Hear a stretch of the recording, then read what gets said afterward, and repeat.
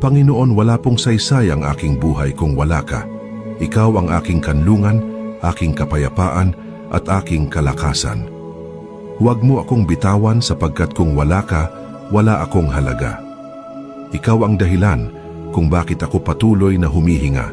Ama, sa bawat pagsubok na dumarating, ikaw ang nagbibigay ng lakas at tapang upang ako'y magpatuloy. Sa oras ng aking kahinaan, ikaw ang bumabangon sa akin. Sa oras ng kalungkutan, ikaw ang nagbibigay ng pag-asa. Linisin mo ang aking puso at gawin itong bukal ng pag-ibig, pagpapatawad at kabutihan. Gabayan mo ang aking pamilya, pagpalain mo ang aming mga gawain, at ituwid mo ang aming mga hakbang. Turuan mo akong laging magpasalamat sa maliit man o malaki, at huwag kailanman kalimutan na ikaw ang pinagmumulan ng lahat ng biyaya. Salamat, Panginoon, dahil sa iyo ko natatagpuan ang tunay na kapayapaan at ang dahilan ng aking pag-asa. Naway manatili ka palagi bilang aking kanlungan at kalakasan, ngayon at magpakailanman. Sa pangalan ni Jesus. Amen.